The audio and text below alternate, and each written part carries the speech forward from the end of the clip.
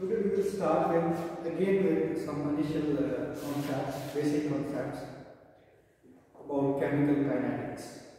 Chemical kinetics, basically it is a branch of chemistry wherein you study the rate of reactions, chemical reactions. Chemical kinetics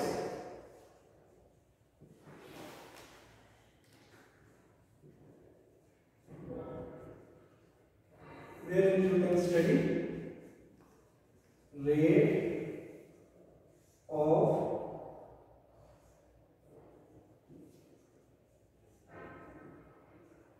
reactions. Okay, because we are dealing with reactions and we belong to chemistry, so we will have to actually think about chemical reactions. Which reactions? Chemical reactions. So this statement will become rate of chemical reaction. Okay. Whenever we have chemical reactions, it means we have to go for some sort of reactants and products. Because we are dealing with chemical compounds.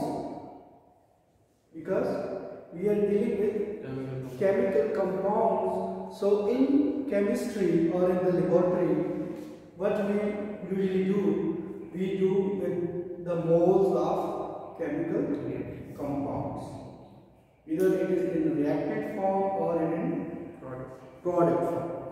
हम कहाँ जाते हैं उनके number of moles की तरफ. Why? Because of their concentration units. So we have to take what? Amount of compounds in molarity or in molar concentration. So there is a rate of chemical reactions. तो वहाँ पे आपके पास क्या होगा? Organic compounds होते हैं या inorganic जो भी कंपाउंड है उनकी आप कंसंट्रेशन को भी स्टडी करते हैं.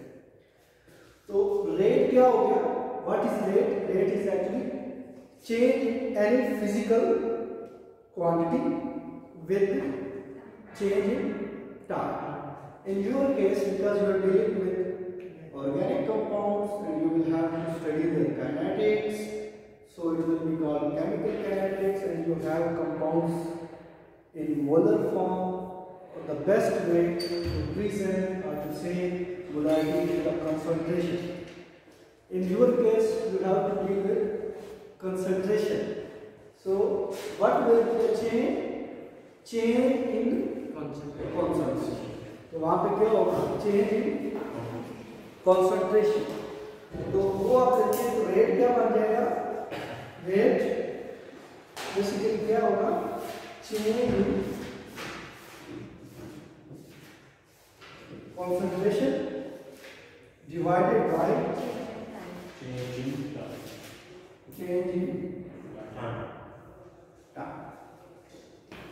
ठीक है.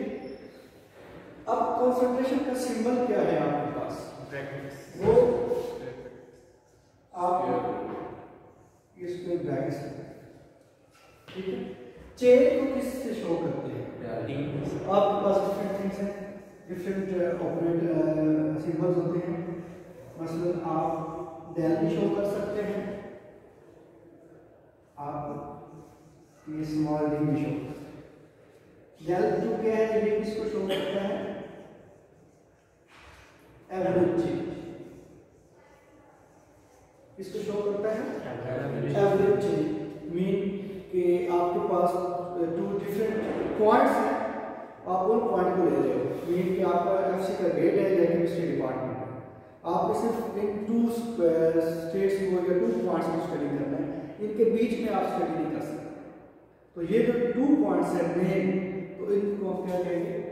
Average change. और डी कहाँ पे होता है? Very small change. इसके लिए आपको बुक्स पे एक वर्ड मिलता है infinitesimal small changes. Infinitesimal changes तो वो क्या होता है? Very small change. Mean it mean कि आप एफसी के मेन गेट और केमिस्ट्री डिपार्टमेंट हो सकता है कि आपने तो ये 2 मेन पॉइंट्स लिए, वहां पे आपने रेट फाइंड कर लिया, मगर रेट तो बहुत तेजी से चेंज होता है। तो कोई भी ऐसा point in between these 2 points, तो वो आपकी स्मॉल चेंज हो जाएगी according to this situation. Otherwise तो वो कोई आप एक पॉइंट ई ब्लॉक ले लेते हैं, वो भी 2 पॉइंट्स है, उनके बीच में कोई और ही स्मॉल आ जाएगा, जस्ट अंडरस्टैंडिंग। तो ये उससे स्मॉल चेंज है।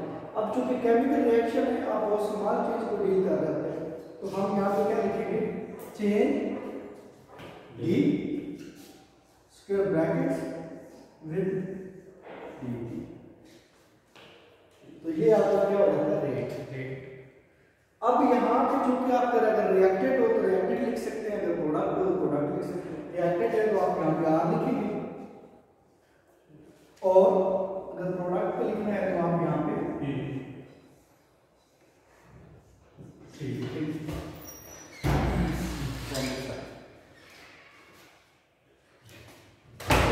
तो पी लिखेंगे। मगर आर के लिए आपके पास क्या है, ये रिएक्टेड है, it is going to decompose, it is going to degrade, so you will have to write negative sign, ठीक है। तो अब मेरे ख्याल में ये कल से भी और अच्छे तरीके से मैंने ये स्मार्ट समझाया आपको, ठीक है।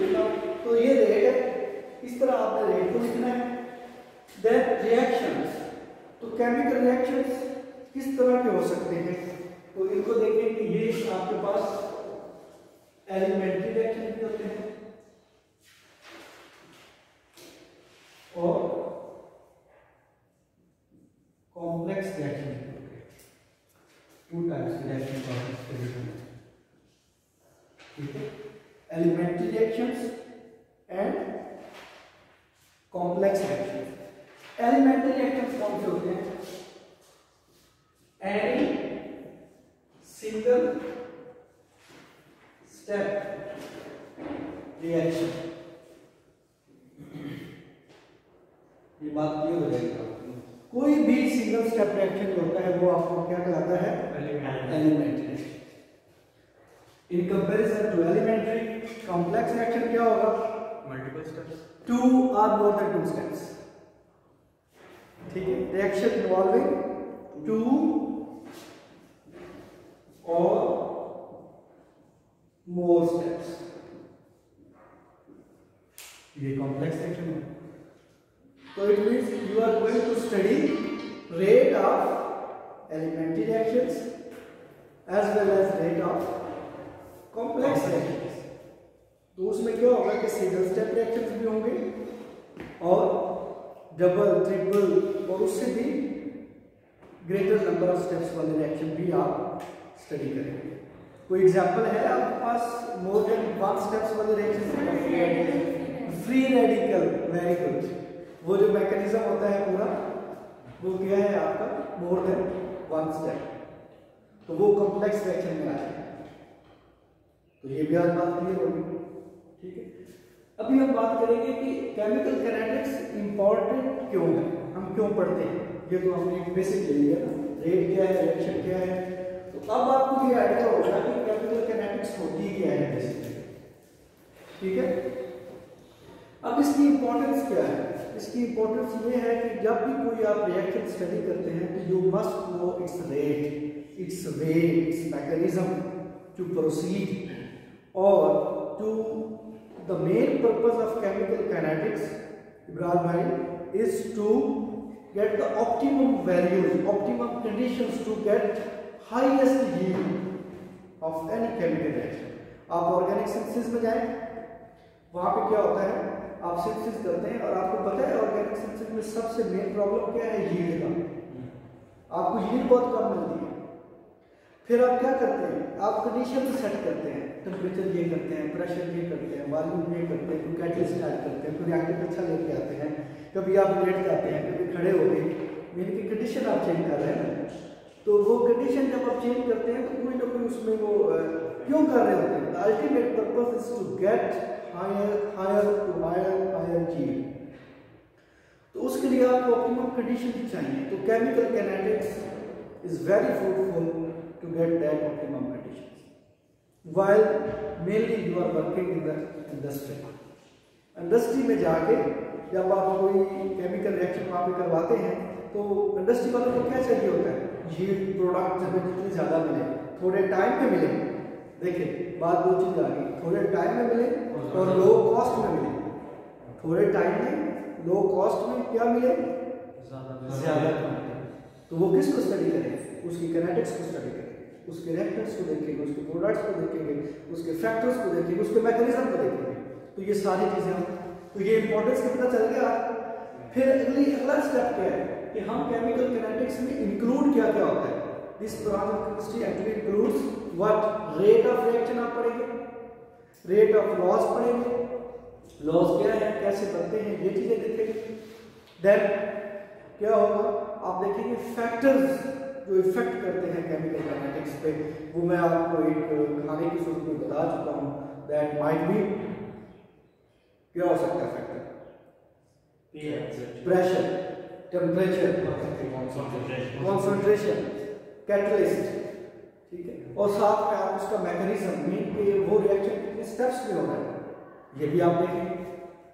ठीक है, तो मेरे ख्याल में काफी आपको आइडिया हो गया है कि केमिकल किनेटिक्स। अब अगर आपको कहा जाए कि you have to write 2 pages on chemical kinetics, just word लिखा जाए, तो I think you can write. आप क्वेश्चन लिख सकते हैं, आप बता सकते हैं। अच्छा, now we will move towards the units. अब ये क्या है, कंसंट्रेशन है, डी इज जस्ट चेंज। तो ये एक स्केलर क्वांटिटी है, इसके कोई यूनिट नहीं है। स्केलर क्वांटिटी, ये इसको स्केलर भी नहीं कहेंगे हम, शायद मैं थोड़ा सा उसमें ज्यादा चला गया, इसको स्केलर भी नहीं कहेंगे। ये जस्ट एक चेंज है, आप इस तरह कहते हैं 1 स्टेप 2 स्टेप चेंज है, मगर क्वांटिटी हुई है सेम, उसी एक ही क्वांटिटी में चेंज आ रही है, तो उसकी यूनिट यहाँ पे नहीं है। तो क्वांटिटी बेसिकली क्या है आपके पास, कंसंट्रेशन, उसके यूनिट्स क्या होते हैं, मोल पर लीटर, और नीचे क्या है आपके पास, टाइम, उसके सेकंड। मेनली क्या होता है आपके पास, ये बेसिकली है क्या, ऊपर आपके पास सिर्फ कंसंट्रेशन है और नीचे टाइम। अब ज्यादा इजी हो गया, ठीक है। तो रेट के यूनिट्स क्या बने, मोल पर लीटर, इसको फिर आप यूनिट लिख सकते हैं।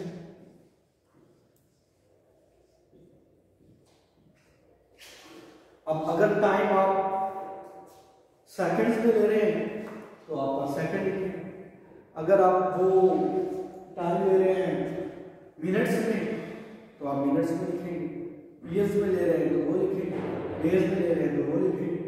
कुछ लेक्चर बहुत स्लो होते हैं, जो साल लोग भी लग जाते हैं, मतलब ये रेडियो एक्टिव कुछ रिएक्शन होते हैं जो रेडियो एक्टिविटी होती रहती है, ठीक है। तो ये चीज़ समझ आ गई आपको, रेट। अब अगर मैं फिर क्या होता है कि ये रेट लिखना, एवरेज रेट का आपको आइडिया हो गया। अब एक एग्जांपल लेते हैं और उसमें से देखते हैं कि एवरेज रेट आपने कैसे फाइंड करना, एवरेज या small change.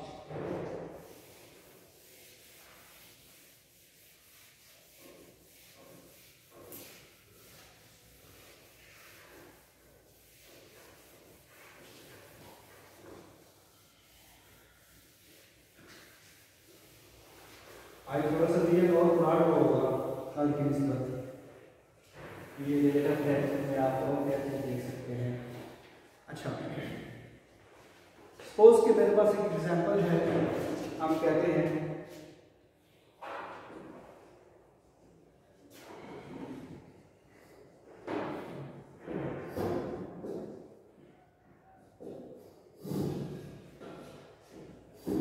in this balanced equation,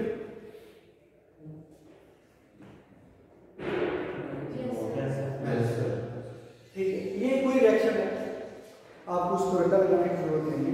just example आपको करवाना चाह रहा हूँ कि टाइम, वो कहते हैं कि इनिशियल इस रिएक्शन ये हुआ तो एक्सपेरिमेंटली ये फाइंड किया गया तो उन्होंने कार्बन मोनोऑक्साइड की कंसंट्रेशन फाइंड, ठीक है, इनिशियल उनके पास थी और हुई हो रही है चेंज। तो यहाँ पे आप देखिए CO कंसंट्रेशन ये सिंपल का आपको पता लग गया ना। नीचे है आपके पास टाइम इन सेकंड्स। तो एक्सपेरिमेंट ये किया गया कि कार्बन मोनोऑक्साइड की जो कंसंट्रेशन है फाइंड की गई आफ्टर एवरी 10 सेकंड्स। मीन कि यहाँ पे अगर 10 सेकंड है तो ये 20 होगा, ये 30 होगा, ये 40 होगा और ये 50 सेकंड्स तक हमने काउंटिंग की। ये मैंने यहाँ पे 0 लिख दिया, ठीक है। जब 0 टाइम था तो पता ये चला कि जो कंसंट्रेशन इसकी ली थी वो 0.1 ली, 0.100 मोर प्रिसाइज होना एक्यूरेट। आफ्टर 10 सेकंड ये जो है वो 0.072 रहेगा। आफ्टर 20 सेकंड्स 30 सेकंड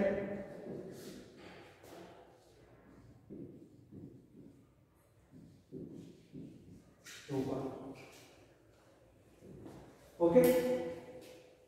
अब अगर आपको ये कहा जाए कि बताएं कि इनिशियल 10 सेकंड्स में कार्बन मोनोऑक्साइड क्या हो रही है, रिड्यूस हो डिक्रीज हो रही है, इसका रेट ऑफ कंजम्पशन कितना था, आप फाइंड कर सकते हैं। कैसे करें? Rate of consumption of carbon monoxide in initial 10 seconds. लेकिन अब हम एक्टिविटी की तरफ आ रहे हैं। Rate of consumption of carbon monoxide in initial 10 seconds find करें।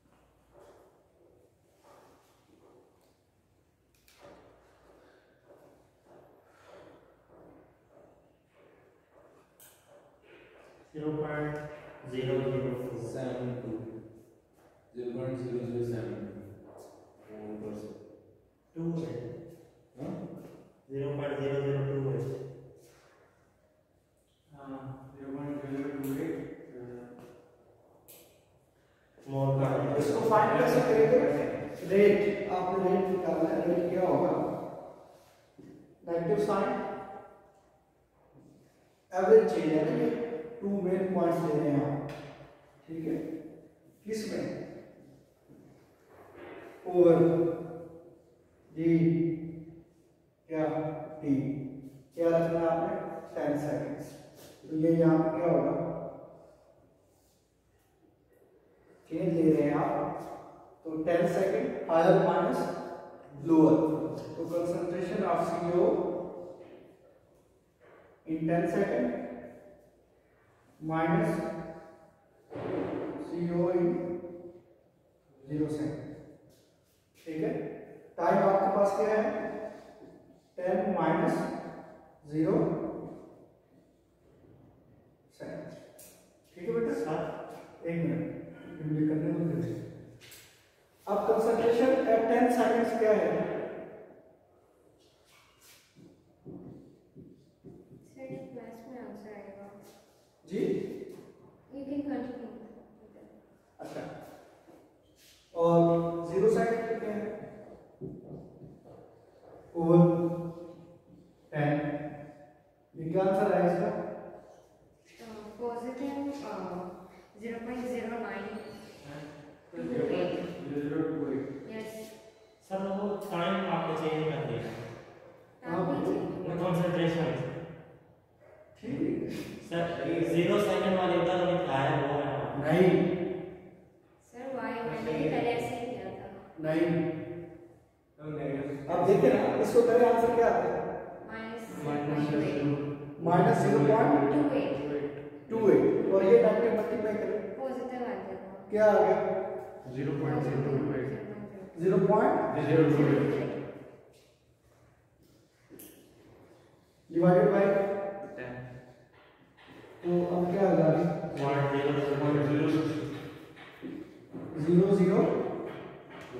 0028 मोल पर लीटर पर सेकंड। इसको आप यूं भी लिख सकते हैं 2.8 multiply by 10 raise to power -3 mole पर लीटर पर सेकंड। ये इसका रेट है, ठीक है। इस रेट से ये जो है वो हो रहा है। आप क्या कह रहे थे? वही कंसंट्रेशन। अच्छा, अब अगर आपको कहा जाए कि आफ्टर 40 सेकंड्स निकालें रेट ऑफ कंजम्पशन, तो वो भी आप निकाल सकते हैं। अब अगर इस चीज का कहा जाए कि ग्राफ बनाओ तो कैसे बनाओगे? एक्स एक्सिस पे टाइम आ जाएगा वेरी गुड। और वाई एक्सिस पे हमारी कंसंट्रेशन, ये टाइम और इधर कंसंट्रेशन।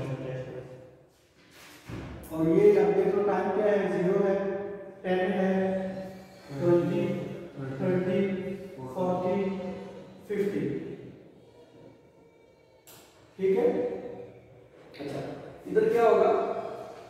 हायर कंसंट्रेशन कितनी है? 0.1। इसका हाफ क्या होगा? 0.05, ठीक है। अब इसको यहाँ देखो, यहाँ पे क्या होगा? 0.06, 0.07, 0.08, 0.09। ये खुद से आप स्केलिंग कर सकते हैं ना, ठीक है।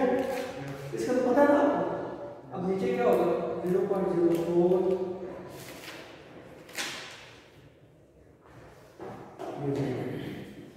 अब जरा बनाए, देखिए आप कैसे। तो जब 0 था तो क्या थी वैल्यू? मैक्सिमम पॉइंट, ठीक है। जब आपको 10 सेकंड 0.072 मीन के यहाँ पे नहीं था, ठीक है। आफ्टर 30 सेकंड इट वाज 0.46, ठीक है। आफ्टर 30 सेकंड यहाँ पे, आफ्टर 40 seconds और आफ्टर 50 seconds, ठीक है। अब फिर आप मतलब देखें, अगर इसका मतलब है कि ये कर्व बेसिकली यूं आ रही थी, है ना। अब ये 2 पॉइंट्स हमने ठीक नहीं लिए, मेरे के कैलकुलेशन में कोई मिस्टेक हो गई। ये तो मैंने रफली अपनी तरफ से लिखे थे ना जी। कौन है? सही डाटा सही है। C2 - C1 है। हाँ ठीक है। आपने C1 - C2 ये C2 किया, ये 10 सेकंड C2 हो गया और ये C1 लिखा। आपने पहले वो लिया था। ये C2 हो गया। अगर इसको आप 1 रीडिंग कह लो, ठीक है, इसको आप सेकंड रीडिंग कह लो 2 - 4 तो C2 - C1 हायर माइनस 4। आप ये बात समझ लें, ठीक है।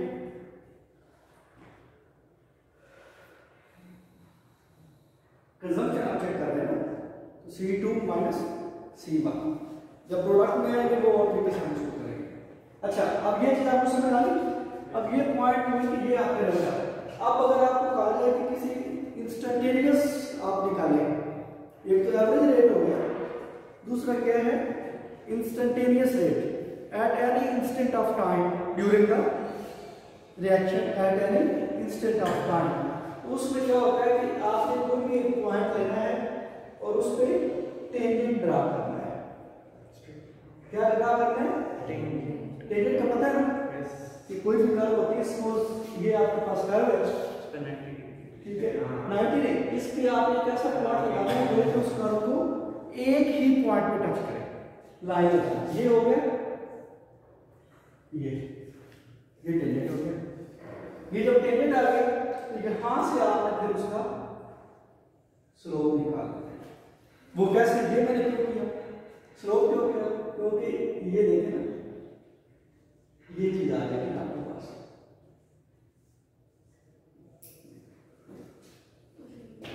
Change in concentration over change in time. ठीक है, तो ये इस तरह आप इंस्टेंटेनियस, अभी आपने इस पे कुछ ज्यादा फोकस करना है, मगर आपको ये पता होना चाहिए कि अगर डेटा गिवन हो तो आप ग्राफ ड्रा कर सकते हैं। ठीक है,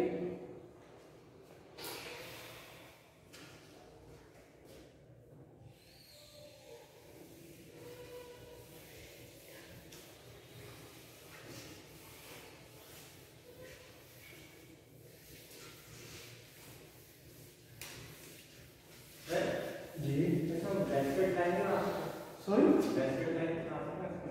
नहीं, अभी नहीं।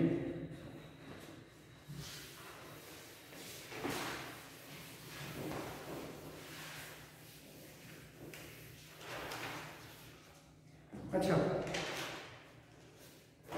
फिर हम आते हैं कि रेट की तरफ। रेट क्या होता है, आपके पास रिएक्शन है ए टू बी, तो रेट क्या होता है, Rate of reaction proportional to the molar concentration of reactant rise to the power of action. हाँ, अब वो जो पावर है उसका रेट क्या लिखेंगे, rate is directly proportional to molar A concentration और इसकी पावर। ठीक है, उसको मैं सपोज कहता हूँ n। ये पावर हमें कहाँ से पता चलेगी, कोएफिशिएंट ऐसा तो एक्सपेरिमेंटल है, ये हम कोएफिशिएंट से नहीं ले सकते। ये जो रेट लिखा जाता है ना, रेट ऑफ रिएक्शन, ये बात याद रखें, ये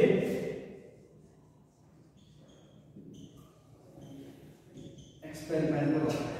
रेट जो भी लिखा जाता है ये एक्सपेरिमेंटल वैल्यू, ये आप डायरेक्ट स्टोइकोमेट्रिक इक्वेशन से नहीं लिख सकते।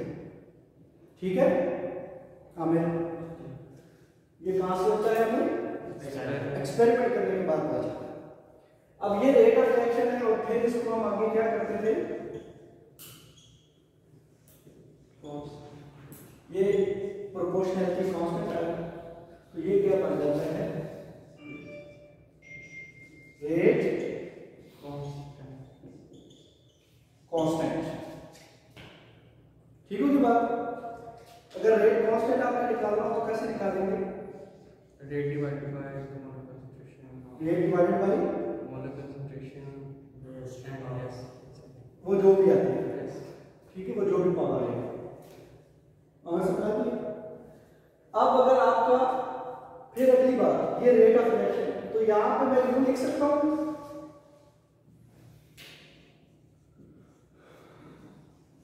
ये लिख सकता हूं। Yes. अच्छा, क्या मैं इसको ये लिख सकता हूं,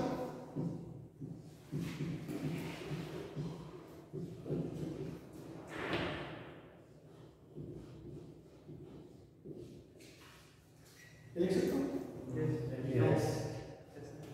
ठीक है, ठीक है, आप सूरत में पढ़ गए, Yes. पहले आपने यस कह दिया, फिर हम सर मुझे लगा आपने बी लिखा होगा। ठीक है ना, ये भी हम लिख सकते हैं, सर कैसे? हैं, कैसे? प्रोडक्ट ऐसा है, product D B over D क्या हो गया, इसका रेट हो गया। रेट ऑफ होगा तो reaction product reaction is equal to this, और जब ये रिएक्टेड का लिखेंगे तो यहाँ पे माइनस लिखेंगे। ठीक है ना, ये वही चीज बात है लिखेंगे। अच्छा, अब ये आ गया आपके पास, तो रेट कांस्टेंट भी आप निकाल सकते हैं, रेट ओवर दिस कांस्टेंट। अच्छा, अब प्रॉब्लम जो आप लोगों को आ रहा है अभी कि हमने ये वाला कोएफिशिएंट यहाँ क्यों नहीं लिखा, यही प्रॉब्लम है ना, ये हमें बात चल रही है, ये वाला कोएफिशिएंट आपने यहाँ क्यों नहीं लिखा। ठीक है, अच्छा, इसके लिए हमें पढ़ना पड़ता है, एक चीज है वो है ऑर्डर ऑफ रिएक्शन एंड मॉलिक्यूलैरिटी। इसका कंसेप्ट जब आ जाएगा तो फिर आपका केमिकल नियम को देखते हैं। ऑर्डर ऑफ रिएक्शन जो होता है, ऑर्डर ऑफ रिएक्शन वो हम क्या करते हैं, ऑर्डर ऑफ रिएक्शन हमेशा हम रेट लॉ से लेते हैं। कहां से लेते हैं? Order of reaction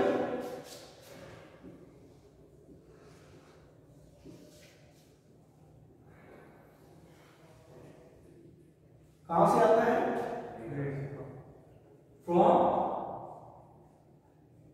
rate equation और रेट लॉ। रेट लॉ का कौन सा पार्ट जो ये वाला होता है? रेट लॉ में आपने सबसे पहले जब ऑर्डर ऑफ रिएक्शन निकालना है तो you need to write initially it's rate of reaction, rate law. After writing this equation, you will have to add the powers of the concentrations, power of the concentrations present in rate law। ठीक है, order of reaction आप कैसे निकालेंगे बेटा? आप जो concentration की powers है उनको ऐड करेंगे। कौन सी वाली कंसंट्रेशन? जो कि रेट लॉ में गिवन है, ना कि केमिकल इक्वेशन में। ठीक है, अब एक एग्जांपल देता हूं। अच्छा, तो अब इसका एंड होगा ऑर्डर, इस रिएक्शन का ऑर्डर क्या होगा? n प्लस समथिंग, प्लस तो और कुछ है नहीं तो फिर एंड जाएगा। ठीक है, अब अगर मैं यू लिखता हूं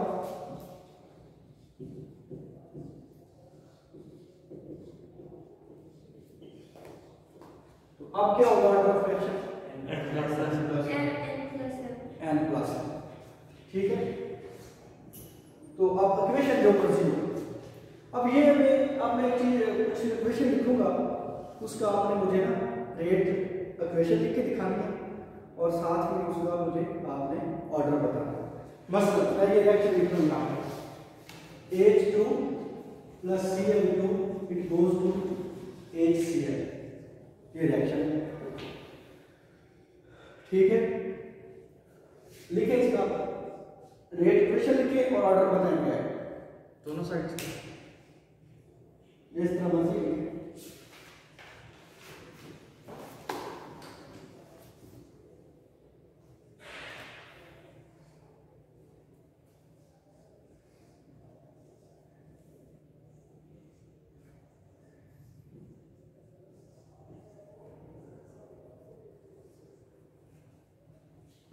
ठीक है, एक और ये आपने लिखिएगा ना तो लग पता जाएगा।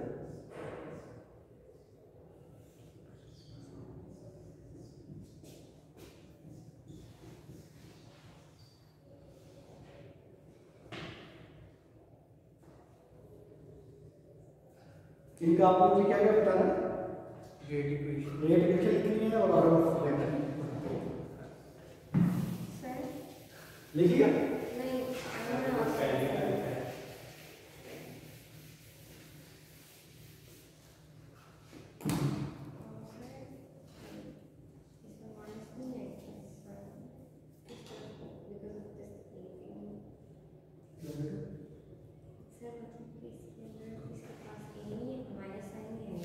नहीं यहाँ नहीं आएगा, वो हम ये लिखते हैं, ये डीवी लिखा है ना, डीवी तो बी प्रोडक्ट है हमारे, प्रोडक्ट तो इंक्रीज होती है ना।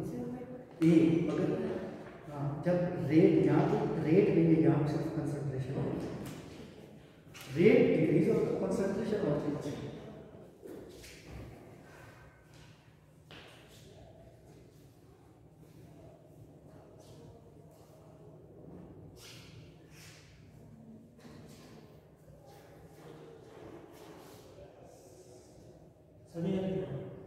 सभी का हाँ देखो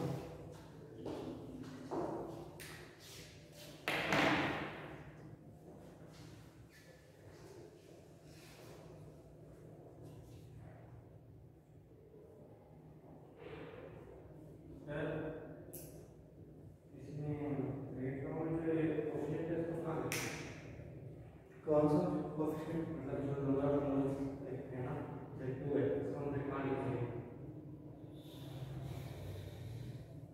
कौन से वाला?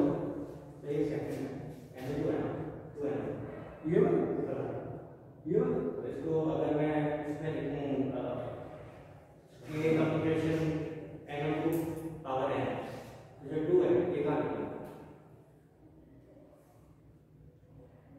सोचो थोड़ा, कहाँ जरा सोचो, फिर मैं बताता हूँ।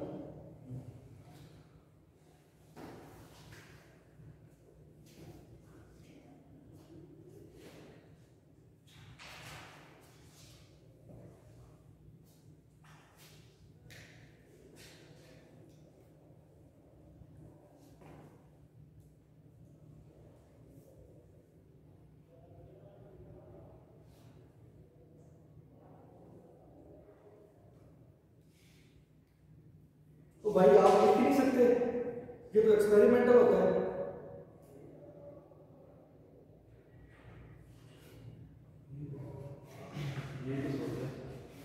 रेट ला तो एक्सपेरिमेंटल होता है। इक्वेशन के लिए रेट ला से रेट के लिए लिखोगे ना, वो तो मैं कह रहा हूँ एक्सपेरिमेंटल होता है। इक्वेशन तो मैं रियल ही मतलब उसके ऊपर एक मिनट पहले तो ये डिस्कस करें ना। आपने सबसे पहले मुझे ये कहना था कि सर अभी तो आपने कहा कि ये एक्सपेरिमेंटल होता है, तो फिर हम इसे यहाँ पे कैसे लिख सकते हैं? अल्लाह से चल के हम एक्सपेरिमेंट परफॉर्म ना करें, ठीक है। अब मैं एक चीज़ आपको बताता हूँ कि रेट इक्वेशन हमने क्या लिखी कि रेट इज इक्वल टू के। अब मैं एक चीज़ लिखना चाह रहा हूँ आपके सामने, CL2 होता है। एक्सपेरिमेंट में ये बताया है कि रेट में लिखा जाता है, एक्सपेरिमेंट ने बताया। ये वाला जो है इसका जब आपने एक्सपेरिमेंट परफॉर्म किया तो उसने कहा कि इसका रेट यूं लिखा जाता है। जब इसका आपने एक्सपेरिमेंट किया तो इसने हमें बताया कि इसका रेट यूं लिखा जाता है। जब इसका आपने किया तो इसने कहा कि इसका रेट यूं लिखा है। अब यहाँ पे जो मैं सब चीज आपको समझाना चाह रहा हूँ, ये रेट है, ये एक्सपेरिमेंट से आए हैं हमारे पास, ठीक है। इस रिएक्शन का ऑर्डर क्या होगा? Very good. इसका इसका इसका ठीक है, 2 2 1 3। अब ये तो बात ठीक होगी जब अगर आप कहते कि सर हम तो वही कोएफिशिएंट और वही चीजें लेंगे जो केमिकल अग्रेशन में है। यहाँ पे भी वो बात अलग होती है, यहाँ पे भी होती है, मगर यहाँ पे नहीं हो रही ना, क्योंकि अगर इक्वेशन से आप रेट लिख पाते होते तो इसके ऊपर 2 आना चाहिए, है ना। अगर इक्वेशन से आप लिख पाते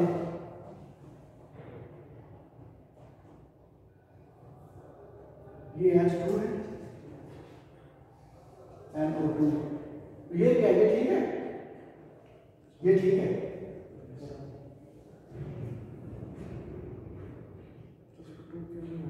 हाँ ये ठीक है। तो अब ये हमें पता चला कि बेशक एक्सपेरिमेंट हम करते भी रहे तो सम टाइम ऐसा होता है कि अब जिनमें जो केमिकल इक्वेशन है, यहाँ पे दो सब चीज आपको बताना चाह रहा हूँ। अगर आपका एक्सपेरिमेंट करने के बाद जो हमें ये थ्योरेटिकल नॉलेज हमें मिला, जो आपको मैं बताना चाह रहा हूँ कि एक्सपेरिमेंट करने के बाद जो रेट ऑफ रिएक्शन आप लिखते हैं या रेट इक्वेशन लिखते हैं वो केमिकल इक्वेशन से मैच करता है कि मीन उसमें जो जो कोएफिशिएंट हो वही आ जाए। तो इसका ये मतलब होता है कि वो रिएक्शन एलिमेंट्री स्टेप था। वो रिएक्शन क्या था? एलिमेंट्री रिएक्शन था। जो सिंगल स्टेप रिएक्शन होता है ना, उसकी जो केमिकल इक्वेशन होती है और जो रेट इक्वेशन लिखते हैं वो एक जैसी बनती है, उस कंसेप्ट को वो देती है। अगर वो उस तरह की ना हो तो फिर इसका मतलब है कि वो कॉम्प्लेक्स रिएक्शन। मेन ये वाला जो रिएक्शन था आपका, ये सिंगल स्टेप है नहीं, कैसे पता चला?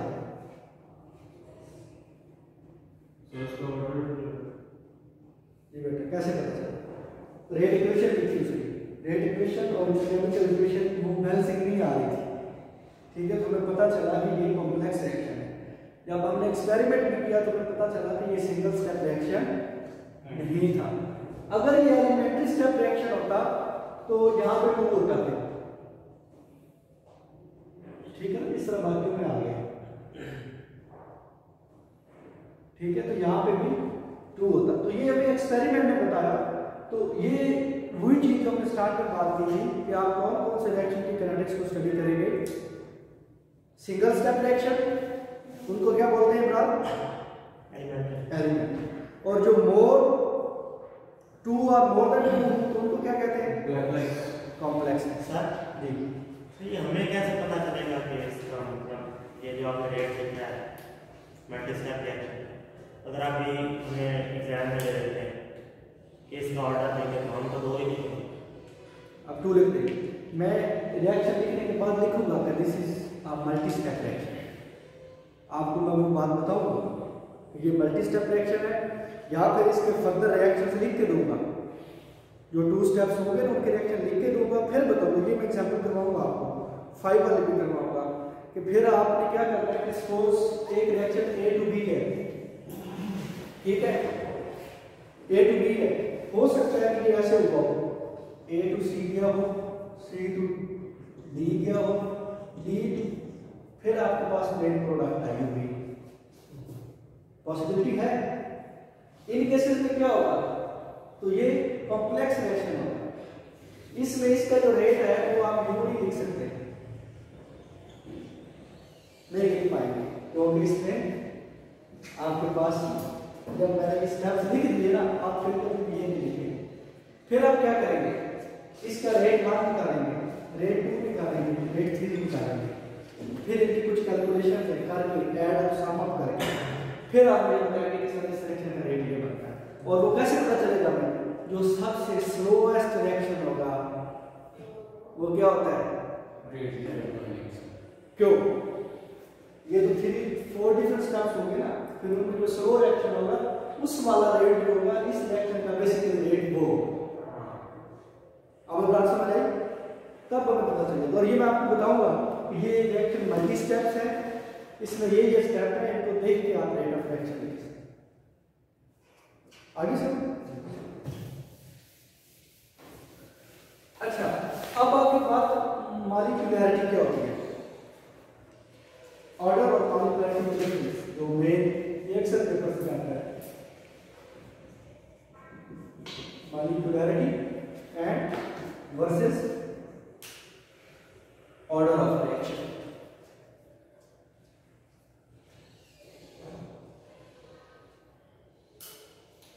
मॉलिक्यूलैरिटी जो है ना, ये बेसिकली क्या है, ये है number of reacting molecules present in elementary reaction. ठीक है, मॉलिक्यूलैरिटी क्या होती है, number of molecules involving in the elementary reaction. तो वो जितने भी रिएक्टिव मॉलिक्यूल्स हैं उनको मॉलिक्यूलैरिटी कहते हैं। क्या मॉलिक्यूलैरिटी, अब मुझे आपको बताना है, मॉलिक्यूलैरिटी और ऑर्डर सेम हो सकते हैं? हो सकते हैं, हो सकते हैं, यस पॉसिबल है। एक अच्छा, और सेम नहीं भी हो सकते, यस, दोनों ऑप्शन। क्या ऑर्डर जो है मॉलिक्यूलैरिटी एक्सपेरिमेंटल है या थ्योरेटिकल है? थ्योरेटिकल। आप केमिकल इक्वेशन से देख लीजिए, ऑर्डर जो है वो थ्योरेटिकल है एक्सपेरिमेंटल? एक्सपेरिमेंटल। क्यों? क्योंकि वो आपने रेट लॉ से लेना है, और रेट लॉ जो है वो क्या है, एक्सपेरिमेंट। ये बात क्लियर होगी? ठीक होगी बात। नेक्स्ट, मॉलिक्यूलैरिटी जो है वो 0 हो सकती है, ऑर्डर 0 पड़ा, डिफरेंस आ गया। इट मीन कि मॉलिक्यूलैरिटी में होल नंबर होगा और नॉन जीरो होल नंबर होगा। मॉलिक्यूलैरिटी बेटा क्या होगी, लिख लो, नॉन जीरो होल नंबर होगा। और ऑर्डर जो है वो 0 भी हो सकता है, वो 1 भी हो सकता है, वो 2 भी हो सकता है, वो हाफ भी हो सकता है। मीन के order can be 0, whole number और फ्रैक्शन। समझे बेटा, order can be whole number, zero और फ्रैक्शनल नंबर। तो ये जब बात आपको क्लियर हो जाएगी ना कि आर्डर और बात आपको मेरे ख्याल में और भी काफी हद तक बात क्लियर, तो इसका मतलब है कि मॉलिक्यूलरिटी, मतलब ये केस है ना आपका, ये वाला रिएक्शन है, इसमें कितने मॉलिक्यूल्स हैं? NO2O5 2, मगर ऑर्डर क्या है? 1 है, ऑर्डर 1 है ना, तो डिफरेंस आ गया। यहाँ पे कितने मॉलिक्यूल्स हैं? 2, यहाँ पे 2, यहाँ पे 3, 2 दिस एंड 1 दिस। तो इसको कहते हैं by molecular reaction, by molecular reaction. और ये क्या होता है? Try of 10 TER, 10 molecule. Unimolecular reaction की एग्जांपल होगी। यूनिमॉलिक्यूलर रिएक्शन क्या होता है? यूनि, जिसमें 1 मॉलिक्यूल है, ठीक है। यूनिमॉलिक्यूलर मीन उसकी मॉलिक्यूलरिटी कितनी होगी? 1। By molecular mean 10 molecular mean 10 भी हो सकते हैं, 4 5 हो सकते हैं, मगर उनमें फिर आगे ऑर्डर वो नहीं हो सकता, ऑर्डर की बात करते हैं। यूनिमॉलिक्यूलर रिएक्शन का एग्जांपल है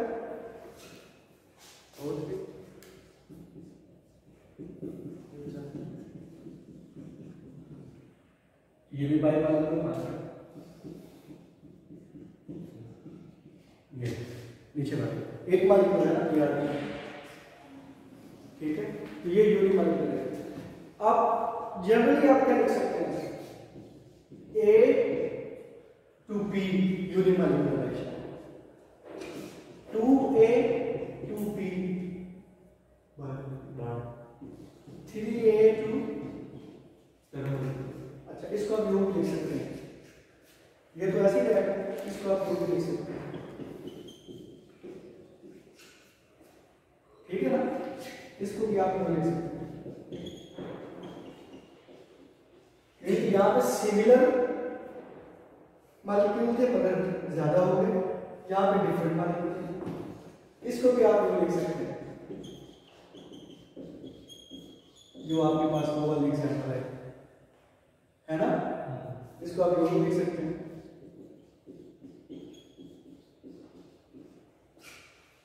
जनरली ना, जिसमें आपने 3 मॉलिक्यूल्स डिनोट करना है। यहाँ तक बात क्लियर है? ठीक है,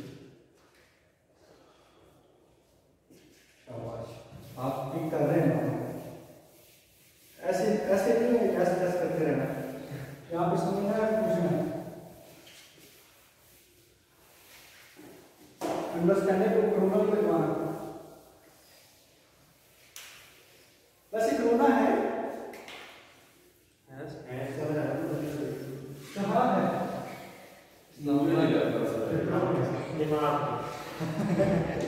अच्छा, अब मैं चलता हूँ, आपको बताना चाह रहा हूँ, आज हम स्टडी करेंगे थोड़ा सा जीरो ऑर्डर रिएक्शन की काइनेटिक्स को स्टडी करना है। तो जीरो ऑर्डर रिएक्शन अब मैंने आपको बता दिया कि जीरो ऑर्डर रिएक्शन है A to P प्रोडक्ट है, ठीक है। इसकी रेट डिफरेंट है, अब तो मैंने आपको बता दिया ये जीरो ऑर्डर है, बता दिया ना, ऑर्डर बता दिया ना, तो अब आपको रेट ला लिखना आना चाहिए। जब ऑर्डर का पता लग गया तो रेट ला लिखना आना चाहिए। इक्वेशन भी दे दी है और ऑर्डर भी बता दिया है, अब आपको रेट ला लिखना आना चाहिए। अब यहाँ एक्सपेरिमेंट की जरूरत नहीं है, लिखिए जरा।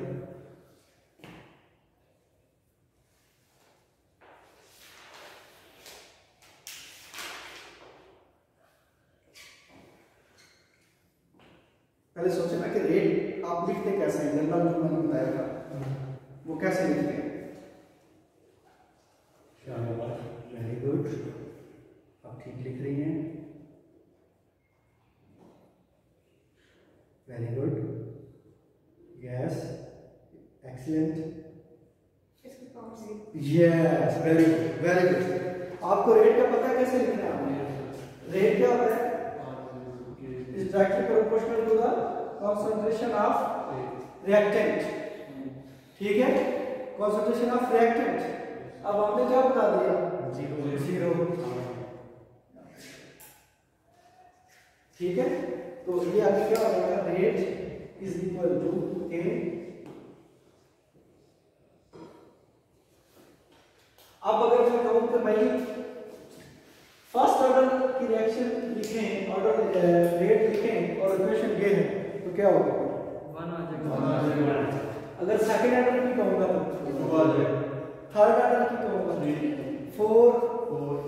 क्या ये पॉसिबल है थर्ड और फोर्थ से ऊपर जाना? नहीं, पॉसिबल नहीं है. वो फिर हम किसी और जाने मूव कर जाते हैं, किसी और साइड पे चले जाते हैं. This is not possible experimentally, because जो रिएक्शन होता है that is actually due to number of collisions. और जब आपके मॉलिक्यूल्स ज्यादा हो जाते हैं तो इफेक्टिव कोलिजन्स कम हो जाते हैं. मसलन अगर इस रूम में 2 बंदे हो, उनको दौड़ाया जाए तो उनके ज्यादा चांसेस है एक दूसरे के साथ अटैच होने के. अगर 3 हो, 3 बंदे आ जाए तो अब एक वन सपोज इब्रार है, मैं हूं या आमिर है. पहले इब्रार और मैं थे, हम इसमें दौड़ रहे हैं, तो जब भी टकराएंगे हम ही टकराएंगे. अब मेरे चांसेस ऑफ रिएक्शन और इब्रार के इक्वल है. अच्छा, अब आ गया जनाब आमिर में. अब इक्वल चांसेस नहीं रह सकते. हो सकता है ये मेरे से ज्यादा टकरा जाए, उससे कम, या उससे ज्यादा या उससे कम. तो इट मीन्स कि कोई 2 ऐसे होंगे जो ज्यादा हो जाएंगे.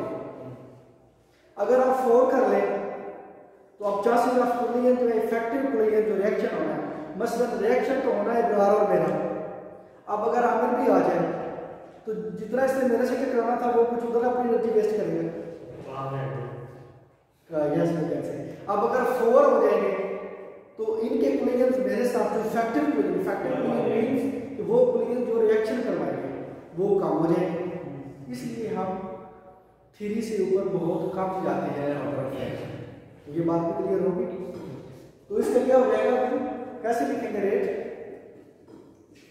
Rate is equal to K, the molecular concentration of A to the power 1. लिखो ना,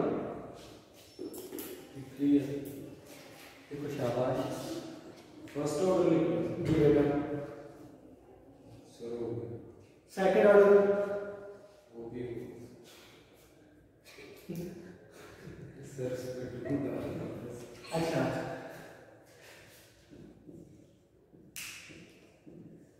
इसकी इक्वेशन लिखें, केमिकल रिएक्शन लिखें, कैसा हो रही है. देखो ना, मैं आपको ये वो आपकी ना अप्रोच को फास्ट करना चाह रहा हूँ. जिस तरह का भी क्वेश्चन है इसकी केमिकल इक्वेशन लिखें, क्या होगी? Sir, 3A. Goes to B. P. अच्छा, तो इसको 2a + b goes to b इसकी लिखें. इसका है 2A + B. 2A plus B goes to B. ये जरूरी तो नहीं है क्योंकि आपने बोला कि जरूरी नहीं कि जो पावर हो वही मतलब मैं इक्वेशन भी हुई. जी बेटा, मगर ये मैंने आपको बता दिया पहले. ये यहाँ पे मैं आपको बता चुका हूँ कि ये ऑर्डर इसका 3 है. जब बता दिया तो फिर बोलिए, और फिर क्वेश्चन क्या आपके पास. आप देखें ना, जब बता दिया कि ये ऑर्डर 3 है और ये यूनिमॉलिक्यूलर रिएक्शन है. हाँ जी, ये चीज क्लियर है. अभी तक हम उन्हीं को स्टडी कर रहे हैं. जब कॉम्प्लेक्स रिएक्शन होगा ना फर्स्ट ऑर्डर, उसका तरीका कार और है. जब कॉम्प्लेक्स रिएक्शन सेकंड ऑर्डर होगा उसका तरीका बात और है. अभी तक जो आप पढ़ रहे हैं वो सारे यूनिमॉलिक्यूलर एलिमेंट्री स्टेप्स वाले रिएक्शन पढ़ रहे हैं. इसमें आपका रेट और वो सेम होता जाएगा. बात क्लियर हुई आपने भाई? Yes, sir. ओके. सर एक 0 ऑर्डर रिएक्शन की एग्जांपल देते हैं. 0 ऑर्डर, ये जितने भी आपके पास यूजली ये फोटोकेमिकल कुछ रिएक्शन होते हैं, ठीक है, और ये रेडियोएक्टिव रिएक्शन कुछ होते हैं, ठीक है, और इनमें इनकी बकायदा मैं आपको क्वेश्चन भी दे दूंगा पूरे वो जो बुक भेजी है ना उसमें भी लिखे होंगे. इसका आपने पढ़ना है चैन की बुक को. मैंने बुक्स भेजी हुई आपको. चैन की बुक का पेज नंबर है, हाँ, टेबल 13.1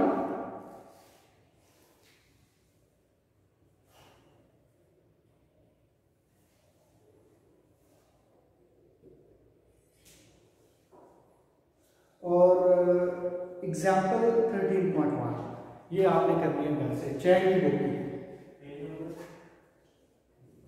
पेज 565 पे मेरा ख्याल टेबल है और उसके बाद उसकी एग्जाम्पल है।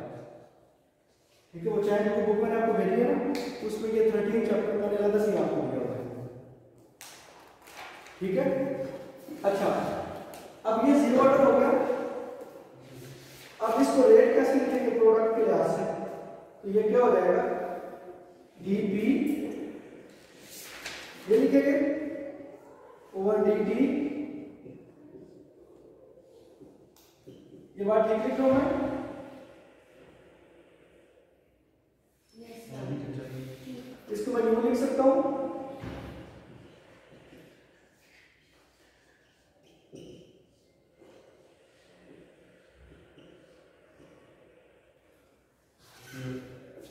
आमिर भाई सर आप टी होना चाहिए एक जगह आप आगे वाला यहाँ पे क्या होना चाहिए रिएक्टेंट वो रिएक्टेंट है। सही है सर। ठीक है, अच्छा अब यही रिएक्शन है आपके पास A टू P। जब टाइम आपके पास 0 है तो आपके पास सारी की सारी कंसंट्रेशन क्या है A है और प्रोडक्ट क्या है 0 है।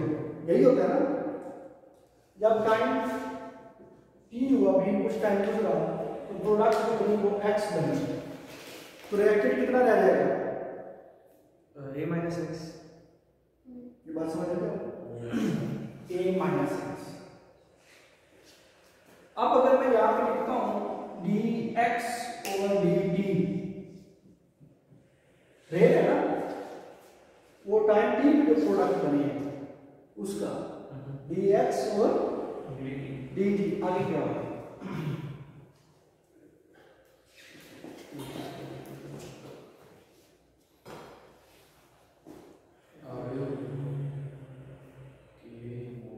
के।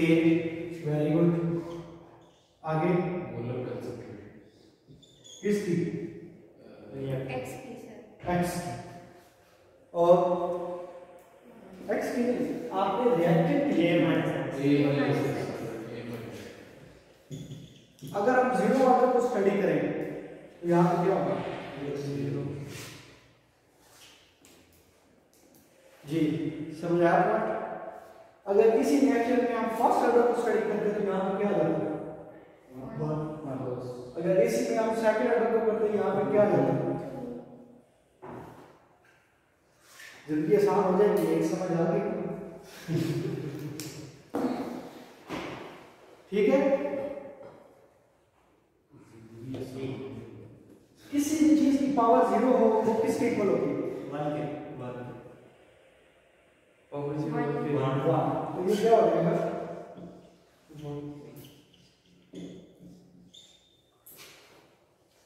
किस चीज की पावर 0 1 के इक्वल क्यों होती है सर मैथ्स में नहीं है।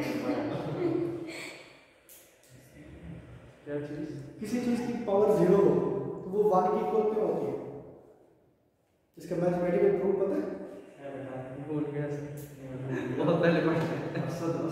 तो सर आप 1000 लिख लेते हैं, उसकी पावर 0 है तो आप कहते हैं 1 देख के बाद वो एक ये बदला है। होता क्या है कि 1000 है ना, सपोज 0 को आप x प्लस और x माइनस लिख सकते हैं। 0 ही है ना, मैथमेटिकली इसको आप क्यों लिखते हैं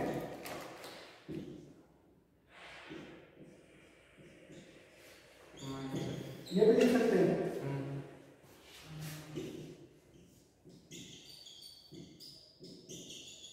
यूं भी लिख सकते हैं